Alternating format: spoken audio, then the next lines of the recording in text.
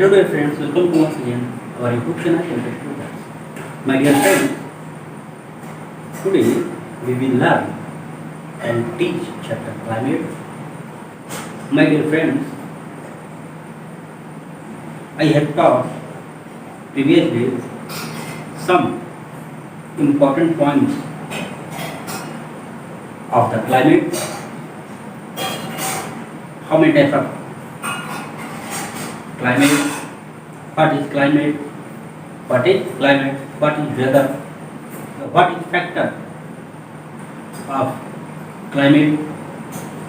So today we will learn and teach more important points. Today we will learn some more important points about the climate. My dear friends, so let's start our chapter climate and some important points.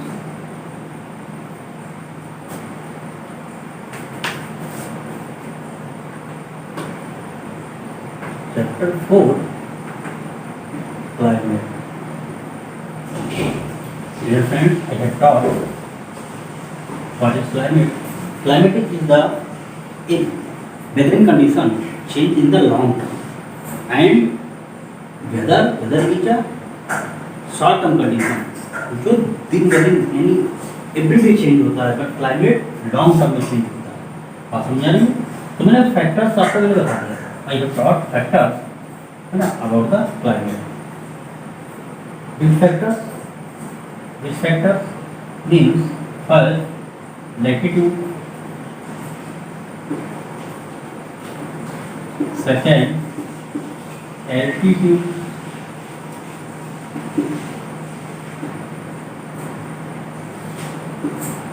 third latitude, altitude, third distance from the sea,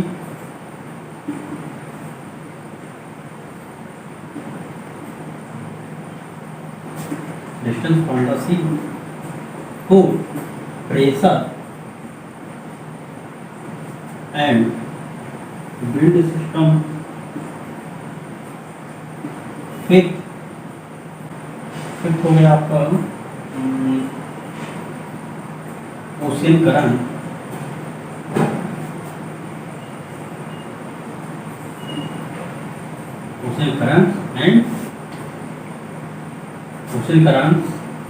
and six relief feature.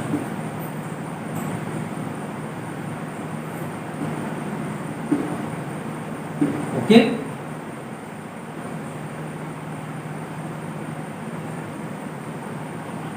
only means major six climatic control.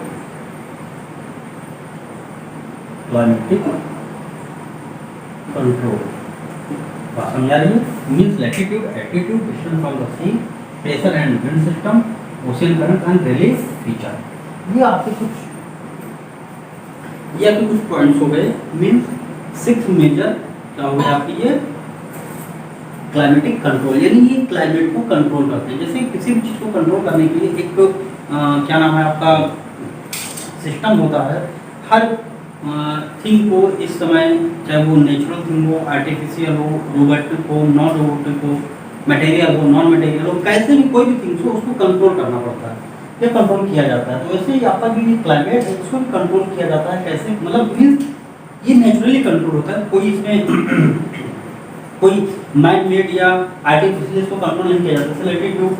जैसे latitude बढ़ेगा आपका, means equator से, जैसे मैंने आपको बताया था, equator से जैसे हम दूर हो जाएंगे टेम्परेचर घटता जाएगा, इक्वेटर के पास आते जाएंगे टेम्परेचर बढ़ता जाएगा। तो इतनी सी बातें होंगी। जैसे हम नॉर्थ पोल पे जाएंगे, साउथ पोल पर आएंगे, तो नॉर्थ पोल पे जाएंगे तो डे और 6 मंथ का डे, 6 मंथ का जो है नाइट होता है ना, 6 मंथ का डे हो जाएगा, नाइट हो जाएगी। सेम आपका साउथ पोल पर। लेकिन अगर हम इक्वेटर की बात करें, यहाँ पे 12 आवर्स का डे, 12 आवर्स की नाइट, मीन्स ये एल्टीट्यूड और लैटिट्यूड के आधार पर डिपेंड करता है। अगर एल्टीट्यूड यानी ऊंचाई को देखेंगे तो जैसे आपको पता है कि अगर हम हाइट पे चलते हैं, 165 मीटर ऊंचे पे जाने पर टेम्परेचर जो होता है क्या होता है, 1 डिग्री माइनस हो जाता है, 1 डिग्री क्या होता है, माइनस होता है। और लेकिन अगर हम 32 मीटर नीचे आते हैं, जमीन के अंदर जाते हैं, तो प्लस 1 डिग्री बढ़ जाता है। तो मीन्स एल्टीट्यूड के आधार पर डिपेंड करता है। अगर हम डिस्टेंस की बात करें, जैसे जैसे हम ओशियन से या जो है जो आपका हाइड्रोस्फेरिक जो जोन होता है, अगर उससे दूर होते जाएं तभी जो है टेम्परेचर घट सकता है, बढ़ सकता है। प्रेशर एंड न्यूक्लियर सिस्टम, इसको भी अच्छे से समझ सकते हैं आप। तो हम एक एक करके इसके बारे में हम जानते हैं।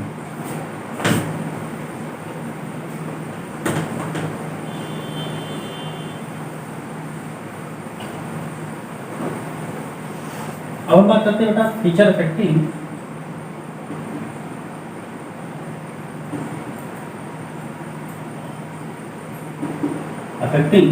Indian climate.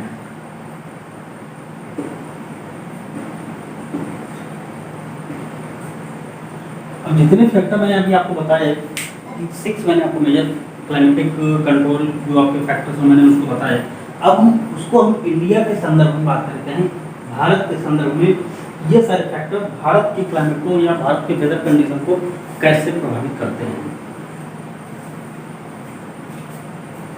कैसे होता हम लैटिट्यूड की बात कर लेते हैं पहले। लैटिट्यूड यानी इसको कहते हैं अक्षांश रेखाएं, लैटिट्यूड लाइन है ना। इनकी जो नंबरिंग है बेटा, अगर हम लैटिट्यूड की बात करेंगे तो 181, बट अगर लाइन की बात करेंगे तो 179। बात समझ आ रही है? तो अक्षांश रेखा इसमें देखते हैं बेटा क्या क्या होता है इससे।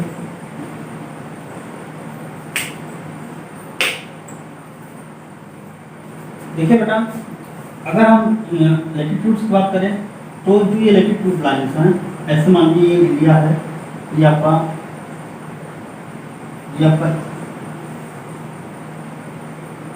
इक्वेटर हो गया, Tropic of Cancer, Tropic of Capricorn. अगर मैं कैंसर की बात करूँ, इस लाइन की बात करूँ, ये जो आपका ट्रॉपिक ऑफ कैंसर है, ये इंडिया के एक स्टेट से क्या करता है, पास करता है ना। Tropic of Cancer passes 8 state in India.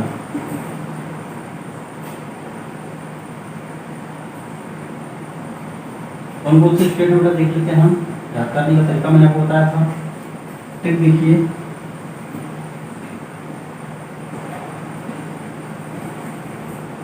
Tripura,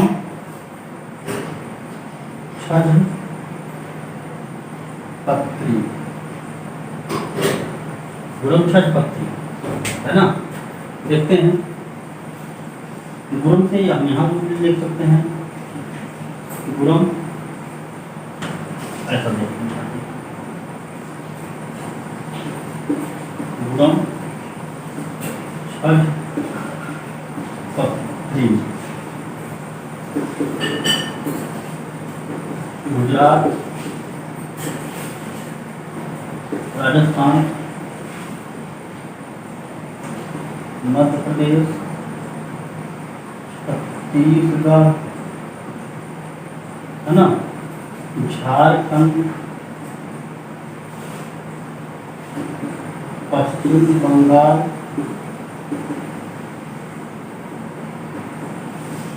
Tripura,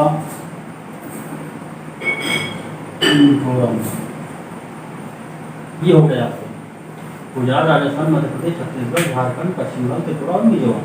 यानी गुरम, छद्म, पत्री, ये आपका क्या हो गया, ट्रिक हो गया। अब ये जो ट्रिक है बेटा, ये कैसे ट्रिक है, ये बहुत ही सुटेबल है। यानी अगर देखा जाए, ये हो गया ईस्ट वाला पार्ट, ये हो गया वेस्ट वाला पार्ट। तो कोई अगर पूछे आपसे कि ट्रॉपिक ऑफ कैंसर का यानी जो गुजर रही है इंडिया से, सबसे ईस्ट वाला पॉइंट क्या है, आप कहते हैं मिजोरम। मिजोरम स्टेट ईस्ट में आ रहा है, वेस्ट में गुजरात। अगर कोई ये पूछे कि गुजरात के किस पार्ट में गुजर रहा है, ये कच्छ के अंदर, कच्छ के रण से, है ना, कच्छ के रण से गुजरता है। फिर राजस्थान, मध्य प्रदेश, छत्तीसगढ़, झारखंड, पश्चिम बंगाल, त्रिपुरा, मिजोरम होते हुए झारखंड की जो कैपिटल है रांची, ये ट्रॉपिक ऑफ कैंसर पर ही स्थित है। तो देखा जाए, अगर इंडिया की मैं बात करूँ, इंडिया के संदर्भ में बात किया जाए, तो जो झारखंड की कैपिटल है रांची, वो ट्रॉपिक ऑफ कैंसर पर ही स्थित है ना। तो यानी कहने का मतलब ये होगा कि झारखंड की कैपिटल जो रांची है, उसी से ही गुजरती है कौन सी आपकी ट्रॉपिक ऑफ कैंसर। ये पॉइंट्स आपके थोड़े से माइंड में, ये आपके एसएसटी और जीके या फिर आप जनरल नॉलेज के हिसाब से भी आपके लिए बहुत ही अच्छा पॉइंट है। तो देखा जाए बेटा, ये तो ये जो आपका अक्षांश रेखा है, मतलब ये ट्रॉपिक ऑफ कैंसर जो है, ये इंडिया को 1/2 भागों में, यानी देखा जाए तो एकदम बीचों बीच से होकर गुजरती है, मिड से होकर गुजरती है, इसलिए पार्ट्स में 2 पार्ट्स में डिवाइड कर देती है। तो इस प्रकार है।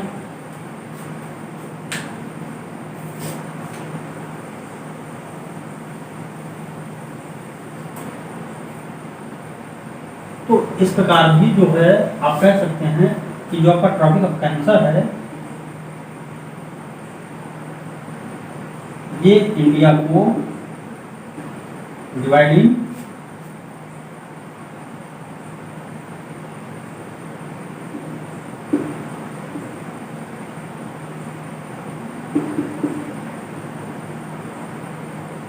2 पार्ट्स। एक में क्या कहते हैं, नॉर्दर्न माउंटेन, एंड सेकेंड को नॉर्दर्न माउंटेन एंड साउदर्न प्लेटू। आप इसको जान सकते हैं, इस प्रकार देखा गया।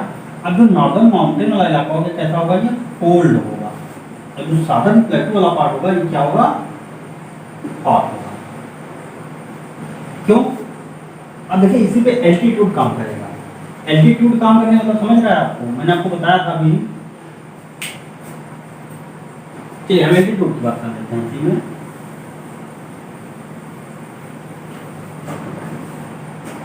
देखिए, इस सेकंड पॉइंट में एल्टीट्यूड को इसी में ऐड कर लेते हैं।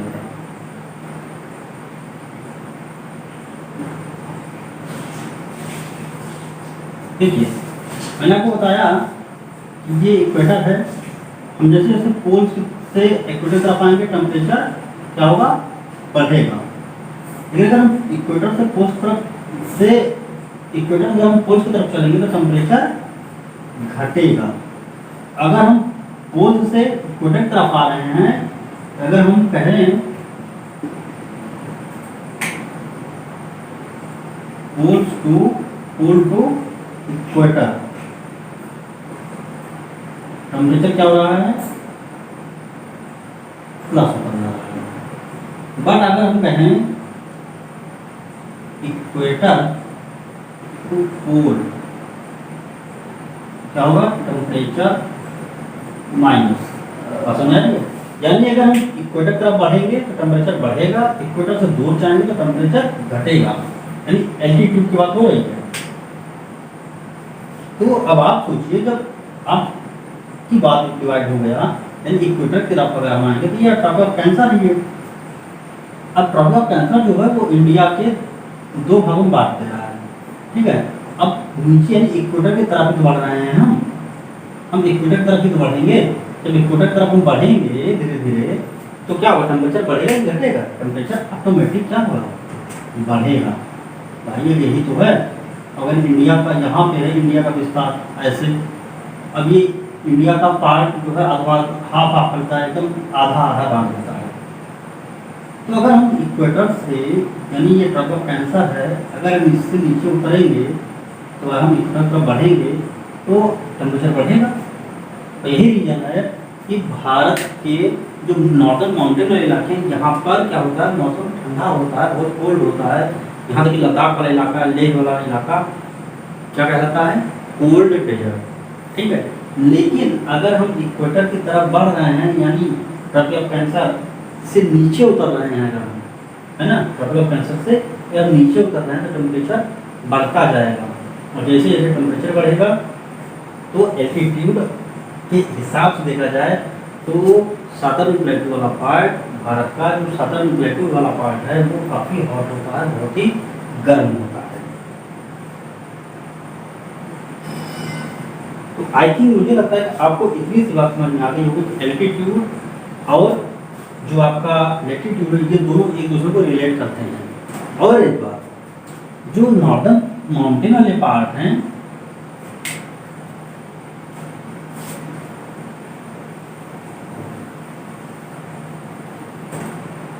एक बात और, जो नॉर्दर्न माउंटेन वाले जो माउंटेन है बेटा, इनकी जो हाइट होगी वो 6000 मीटर के करीब है, ठीक है, लंबी या मान ली। बट अगर हम साधारण प्लेटू की बात करें तो यहाँ पे जो माउंटेन है इनकी हाइट छोटी है ना, इनकी हाइट जो है वो काफ़ी छोटी है, वो लगभग जो हाईएस्ट पीक है वो लगभग आपकी 2300 करीब मीटर है। और अगर भारत की सबसे ऊंची चोटी की बात किया जाए, जो हाईएस्ट पीक बेटा इंडिया की, अब देखा जाए तो एक तो केटू गार्डन आस्टिन भी है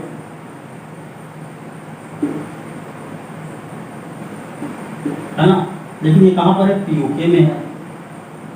और अगर हम रियलिटी की बात करें तो कंचनजंगा है ना, जो सिक्किम में है। इसकी हाइट इस प्रकार इसको आप जान लीजिए। तो देखा जाए तो हाईएस्ट पीक हो गई है, पूरी इंडिया की बात हो गई। बट अगर मैं बात करूँ साउदर्न प्लेटू की, अगर हम साउदर्न प्लेटू की बात करेंगे, साउदर्न प्लेटू में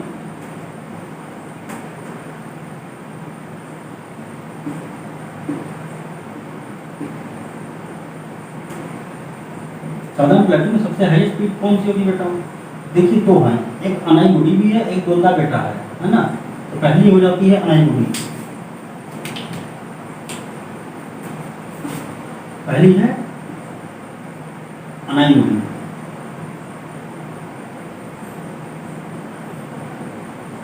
है ना, अनाईमुडी। सेकंड है गोंदा बेटा।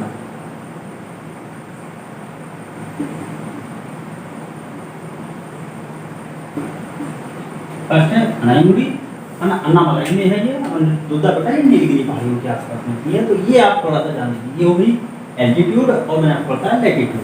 हम आगे बढ़ते हैं।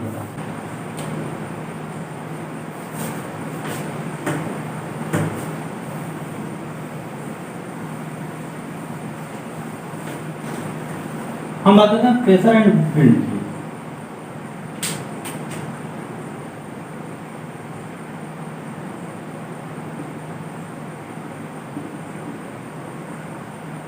प्रेशर एंड विंड्स की बात कर लेते हैं। थर्ड पॉइंट, देखिए प्रेशर और विंड्स क्या है। देखिए जब भारत में, यानी इंडिया की अगर मैं बात करूँ तो इंडिया में होता क्या है कि इतना जब एल्टीट्यूड की बात हो गई, लैटिट्यूड की बात हो गई, यानी यहाँ पे जो ज्योग्राफिकल फीचर है, यहाँ पे डिफरेंसेस हैं, ज्योग्राफिकल जो डिफरेंसेस हैं, वो फर्क क्या पड़ता है उनसे, प्रेशर और विंड, ये कहीं ना कहीं इफेक्ट करते हैं। फिर कहने का मतलब ये होगा कि हर जगह का प्रेशर, हर जगह एक सी विंड नहीं चलती। बात समझ आ रही है? यानी हर जगह ना तो प्रेशर सेम होगा, नहीं विंड होगी, क्योंकि मैंने अभी आपको बताया कि एल्टीट्यूड की वजह से हर जगह ना तो गर्मी होती है और ना ही हर जगह ठंडक होती है। अगर नॉर्दर्न प्लेन की बात किया जाए या नॉर्दर्न माउंटेन की बात किया जाए, जहाँ पे कोल्ड वाला सीजन होता है, तो आपका जो सदर्न प्लेटू है या आपका मिड इंडिया नहीं साउथ इंडिया वाला पार्ट जो है, तो इसकी बात करें तो यहाँ पे चाहे वो विंटर का सीजन हो या रेन का सीजन हो या कोई भी सीजन हो, लेकिन वहाँ पे हमेशा वर्ष भर होल ईयर आपका क्या रहता है, समर का सीजन फील होता है। तो ऐसे ही विंड की बात किया गया है। अब विंड कहाँ चलेगी? विंड चलने के लिए दो चीज़ें होती हैं। एल्टीट्यूड में जहाँ अगर हाई एल्टीट्यूड रहेगा तो वहाँ भी विंड अच्छी चलती है, क्योंकि प्रेशर वहाँ पे क्या रहता है, हम रहता है वायुदाब। लेकिन अगर हम चलेंगे जो है साउथ वाले पार्ट में, क्योंकि वहाँ पे भी विंड तेज चलती है, क्योंकि वहाँ समर होने की वजह से गर्मी का सीजन रहता है, तो गर्मी ज़्यादा होती है तो हवाएँ क्या रहती है, एकदम शुष्क हो जाती है, उनकी जो नमी रहती है एकदम खत्म हो जाती है। मॉइस्चर एकदम से समाप्त हो जाता है, इसलिए हवाएं एकदम हल्की हो जाती हैं और हल्की होने की वजह से बहुत तेजी से स्पीड से चलती हैं, बहती हैं। अब देखिए पहला है pressure and surface wind.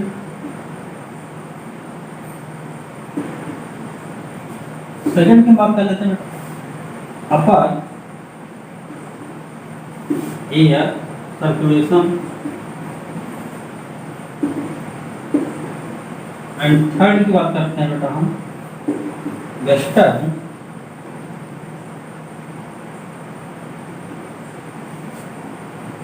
Cyclonic disturbance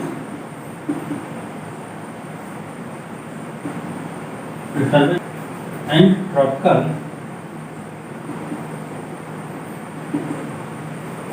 cyclone. अब साइक्लोन को समझते हैं ना, क्या होता है? चक्रवात। अब देखिए प्रेशर एंड विंड्स की वजह से तीन कंडीशन बनती है। एक तो प्रेशर एंड सरफेस विंड, यानी जो सतही हवाएं चलती हैं।